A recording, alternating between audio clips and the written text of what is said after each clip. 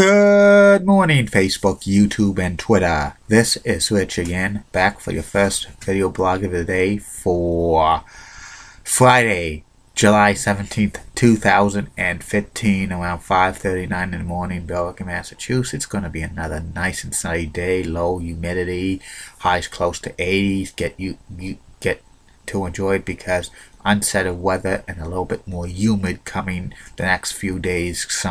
Some places could reach 90 on Sunday, and again on Wednesday. Hopefully Boston finally reaches 90 because we need a 90-degree summer day. But there's only a few more weeks before the record of the latest date of the year that 90 degree was hit for the first time.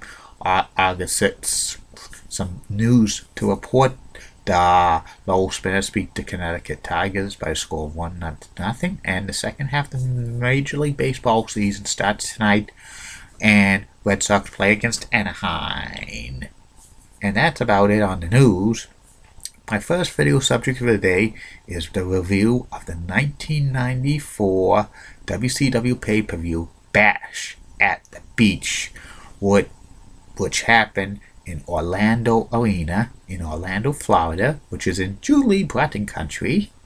This took place July 17th, 1994, 21 years ago today, and this was the first time a WCW pay-per-view had more buys than a WWE pay-per-view, which is pretty amazing considering WCW was in existence since started doing pay-per-view since 1988 when they went NWA. And the main event of this one was Hulk Hogan facing off against Nature Boy Ric Flair for the WCW World Title. Plus they had other matches on this. Before the pay-per-view, they had a dark match for the fans at the Orlando Arena. They had Bryan and Brad Armstrong beat Bad Attitude, which was Beautiful Bobby Eaton and Steve Keirn. Bryan Armstrong became the Road Dogg Jesse James in WWE and stuff. These matches happened on the pay-per-view, which was called by Tony Schiavone and Bobby the Brain Heenan. Jesse the Body Ventura called a couple of matches. This was the final WCW pay-per-view that Jesse the Body Ventura would call matches at. The first match was for the WCW World Television title. It was Lord Steven Regal with Sir William facing off against Johnny B. Bad, who was substituting for the man called Sting, because Sting had an injured eye, but it was a worked injury angle and stuff like this. This was for a WCW World Television title. It was a decent match, back and forth. Lord Steven Regal beats Johnny B. Bad in about 10 minutes or so, but Johnny B. Bad looked very good in this match. He would take the WCW World Television title a couple months later at Fall Brawl 1994. We'll get to that when we do. The next match was Vader. It's time. It's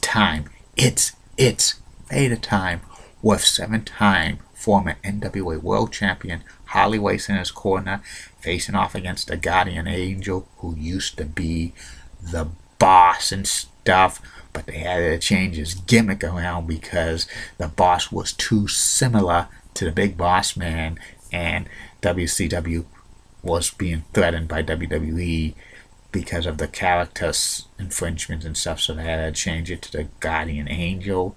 This was an okay match and stuff. The ending had Harley Race try to bring a nightstick to the ring, but the Guardian Angel knocks out Harley Race and takes the nightsticks and tries to use it on Vader, but the referee sees it, automatically disqualifies the Guardian Angel and stuff like that. 1994 was maybe not a good year for Vader because he was kind of sliding down the cards after being WCW World Champion in 1993. The next match was a grudge tag team match. It was the Terry Funk, you egg-sucking dog, you Dusty Rhodes, and Bunkhouse Buck with Colonel Rob Parker and Ming. They were the stud stable. They faced off against the Natural Dustin Rhodes and the Enforcer Arn Anderson. Build up to this match is like Dustin Rhodes needed a tag team partner after the stud stable was attacking him, Bunkhouse Buck and Terry Funk. and he went to get the enforcer Arn Anderson, and the enforcer Arn Anderson agreed to be his partner, but they were going to use roughhouse tactics and stuff like this. This was like a major match, about like 11 minutes. Dustin was in the match for most of the time. He was taking a pounding from Funk and Bunkhouse Buck. But then when he made the tag to Arn Anderson, the fans went not wild. But Arn Anderson delivered a DDT to Dustin Rhodes, turning on Dustin Rhodes. And then Terry Funk pins Dustin Rhodes 1, 2, 3 for the victory. And afterwards, it was Terry Funk, Bunkhouse Buck, and Arn Anderson triple team. The natural Dustin Rhodes and stuff. Colonel Rob Parker was holding back the referee and stuff like that.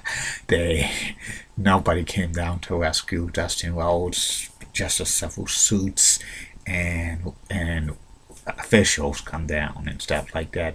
This was, an okay match, but I think this was, building for like Dustin Rhodes to get Dusty out of retirement so they could team up together and stuff like that. The Arn Anderson heel turn was, you knew it was coming, my friends, and stuff like that, but they should have disqualified Arn Anderson because that was outside interference. The next match was for the WCW United States Championship. It was Stunning Steve Austin facing off against Ricky the Dragon Steamboat. This was over a 20-minute match, a great match between Steamboat and Austin. They've had some classic matches, and the ending had Steamboat do a flying body press off the top rope, but the momentum of that carried over to Stunning Steve Austin, pinning the Dragon for 1, 2, 3, retaining the United States Championship. This was a great match and stuff. And the next month, Steamboat would win the United States Championship over Stunning Steve Austin. The next match was for the WCW World Tag Team Championship. It was pretty wonderful. Paul Roma and Mr. Wonderful Paul Orndorff facing off against Kevin Sullivan and Cactus Jack, with Dave Sullivan, or what they called Evad Sullivan. They were the current WCW World Tag Team Champions. It was a long match, about 20 minutes. The ending had like Paul Roma pinned Cactus Jack, but Mr. Wonderful held Cactus Jack's legs for 1, 2, 3. So Pretty Wonderful became the new WCW World Tag Team Champions. And the main event was for the WCW World Title. It was the World Champion, Nature Boy Ric Flair, with Sensational Sherry, or Sensuous Sherry she was called, facing off against the challenger, Hulk Hogan, with the mouth of itself, Jimmy Hart in his corner, and Mr. T and stuff like that. It was Hogan's first official match in WCW, and it was a very good match. It lasted 17 minutes.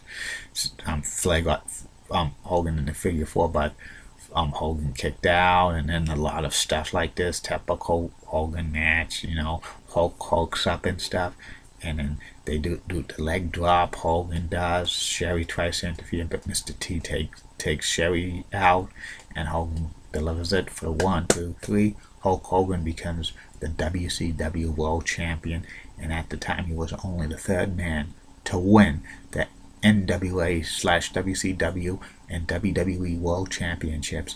The crowd goes wild. Shaquille O'Neal, who was with the Orlando Magic, there was happy. He was celebrating with them, and it was a great pay-per-view.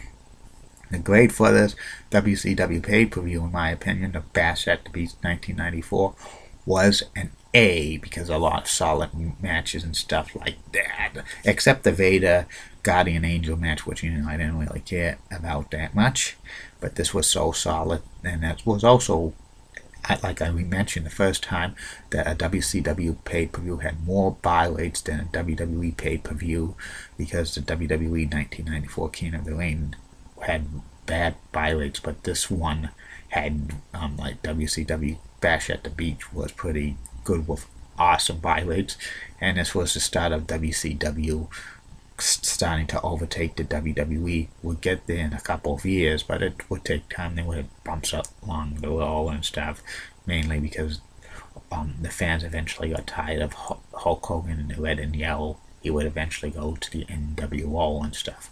But that we'll reveal that in Bash at the Beach 1996, which will be probably Tuesday. Have a good day, Facebook, YouTube, and Twitter. 2 more video blogs coming your way. First of all will be the review of the classic game show Match Game when it was revived in 1990 on ABC, hosted by Ross Schaefer. That will be a video blog, and the last one will be the series of Is Ex-Player Hall of Famer. I'm going to examine the case of the late great Ken Stabler, quarterback, and that's about it. Have a good day. Keep calm. I'm a Julie Brennan guy, and in words of Dr. Thomas Sharkey, this action will not be tolerated and be